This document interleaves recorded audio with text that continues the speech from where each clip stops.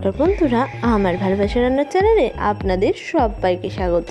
Left over ভাত বা বেঁচে থাকা ভাত থাকলে আমাদের মাথায় একটা চিন্তাই ঘোরে, এটা দিয়ে আমরা কি করব। অনেকে সেটা দিয়ে জানেন কি করতে হয়, আবার অনেকে এই রেসিপিটা খাননি।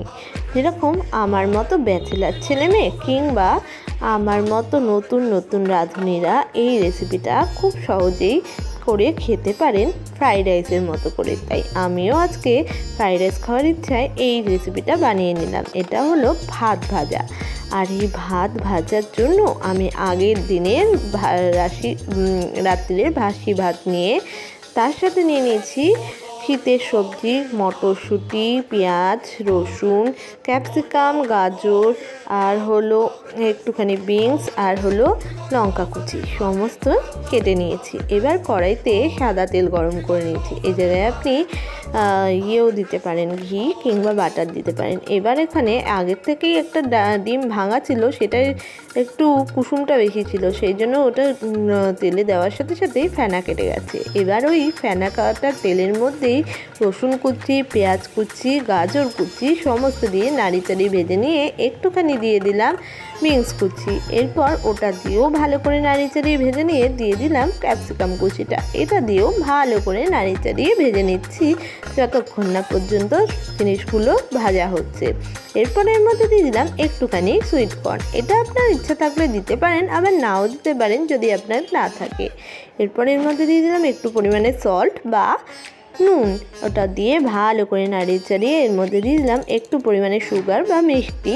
সেটা দিয়েও ভালো করে নাড়িয়ে চাড়িয়ে ক্যারামেলাইজড হওয়ার পর্যন্ত মিশিয়ে নিতে হবে। ক্যারামেলাইজড হলে একটা সুন্দর কালার আসে। এরপর দিয়ে দিলাম মটরশুঁটি।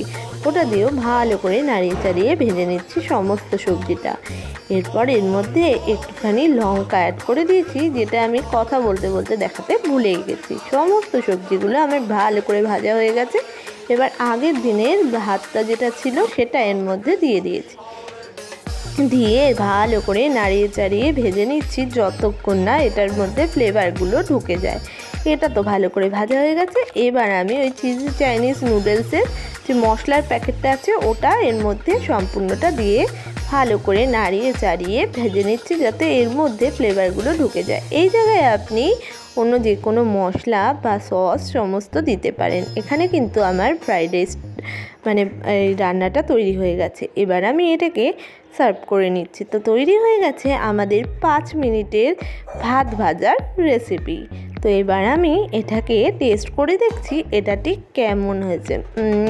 এটা জাস্ট অসাধারণ হয়েছে, মনেই হচ্ছে না এটা আমি বাসি ভাত দিয়ে করেছি।